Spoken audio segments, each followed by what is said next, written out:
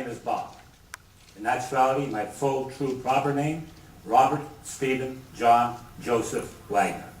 Now, the reason my parents gave me so many saintly names is because they felt I needed all the heavenly help that I could muster for me to get through my lifetime.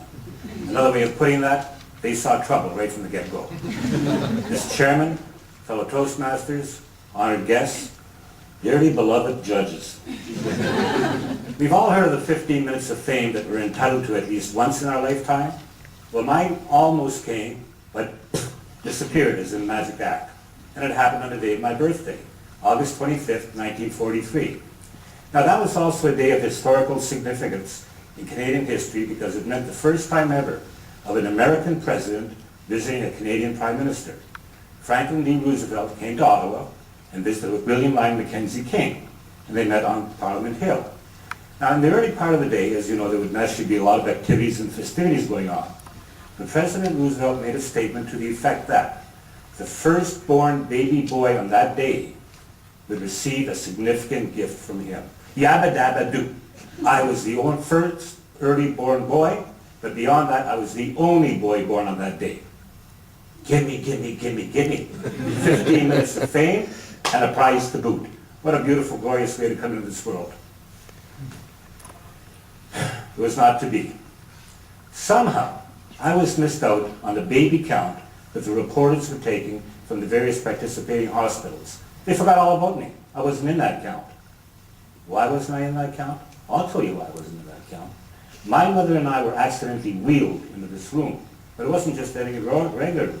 This was a closet, a broom closet, full of mops and pails and buckets and brooms and everything else you want, and we were stuck into there.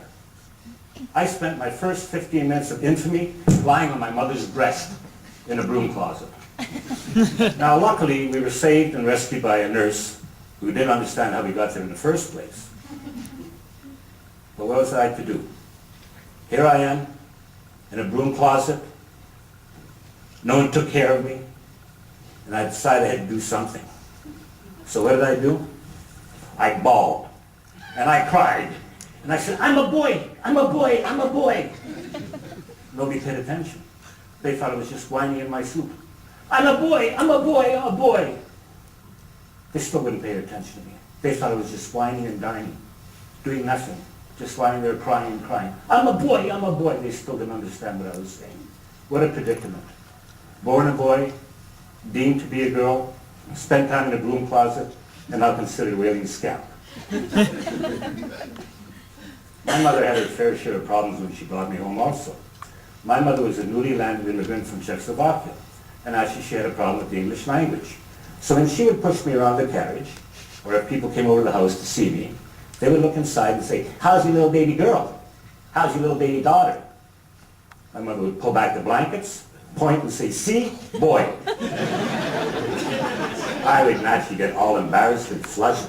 I'd cover my face with my tiny little hands.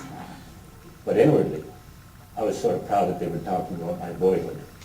My 15 minutes of fame would come at a later time.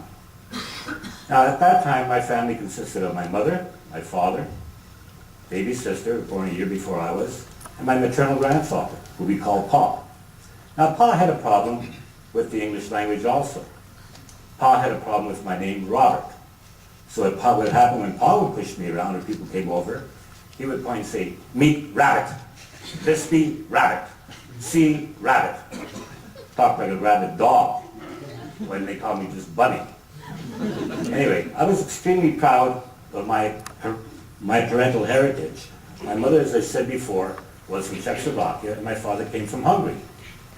When I became a teenager in my early 20s, I turned around and I told everybody I'm a hungry Czech. Now, had I been that girl that they talked about, I naturally would have been a hungry Czech. Now, some people found this rather funny. Others thought I had a quirky sense of humor. But what did they know? They weren't born in a broom closet. Time went by, decades went by, and finally an event occurred in my life that helped change the course of my days of the day that I was born. This was 38 years later, March 1983, and all of a sudden, there's all the news coming out, Ronald Reagan, the president, coming to Ottawa. As soon as I heard that, I did memory recall of my date of birth. Turned around and I decided to get on the news, get on the telephone, and I called the Ottawa Citizen, and I decided to speak to a reporter. We chatted for a while. He turned around and said that he would be coming to my house later that evening with a photographer. He thought there was a story in this. So I turned around as soon as I hung up, and I decided to have an impromptu birthday party for myself. Called my staff, called some of my friends, and they came over. And sure enough, they came over, and that evening, the reporter with the photographer came, and the end result of that was it published right in the Ottawa Citizen, right on the front page, born bouncing baby boy. Picture of me with my passport, and a retraction from the Ottawa Citizen saying that I was born a boy and not a girl, Mr. Chairman.